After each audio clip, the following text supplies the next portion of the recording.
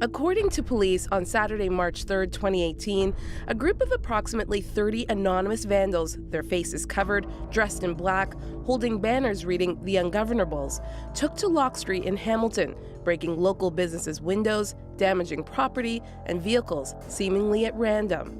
Police would later make connections to an anarchist book fair held that same weekend, an event organized by a local anarchist social group called The Tower.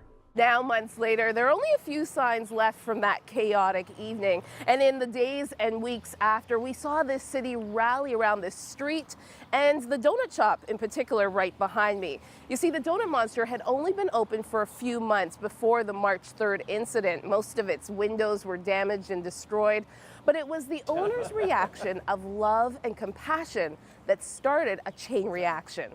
Yeah, you know, you have to make up work in order for it to happen, so we'll do that. When something like this happens and you feel targeted, you know, you can respond in anger and people get angry, or you can respond differently and other people might respond differently. And we had this opportunity. We were here, like, this happened at like 10 o'clock at night on a Saturday. We were here all night boarding up the windows and had all of that time to think about what to say. When people woke up in the morning, they were going to have a lot of questions and have a lot of concerns and want to talk about it and want to vent about it. And so we decided that we were going to try to be open, because at first it was just like, well, we can't be open the next day. But we wanted to be open, and we wanted to have a space where people could come and talk about what happened and not be angry right away. Because I think the acts that caused this were done in anger, and responding in anger it's not going to get anyone anywhere. And so, you know, on the boards of our windows, we encourage people to post some messages of support, some messages of love and reconciliation.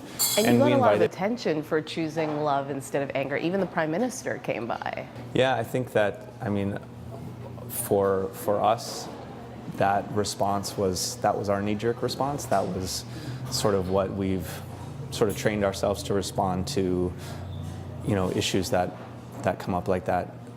In small ways, we've lived our lives where we're trying to respond in love, trying to respond in peace to small things along the way. And then when something big like this happens, you kind of go with your training. REUBEN would take the issue a step further by baking some humor into the situation.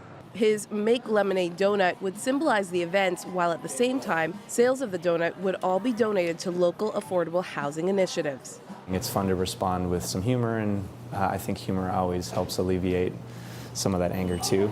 And so yeah, we did a broken glass lemonade donut that played off of all the broken glass that we cleaned up, but also played off of you know, making something good out of something bad. I've tried to live my life you know, from a perspective of peace and pacifism.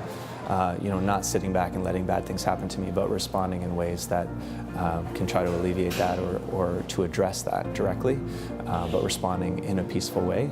And doing that in little ways, you know, doing that when, you know, someone is spreading gossip behind your back, or doing that when, you know, someone looks at you funny or whatever. Like all these little moments in life where, you know, we can have a tendency to respond in anger or to like lash out and just respond the same way to people. I think if we try to change our small habits when something larger happens, we're not inclined to respond in anger, but we're inclined to respond in the same way. Thanks, REUBEN.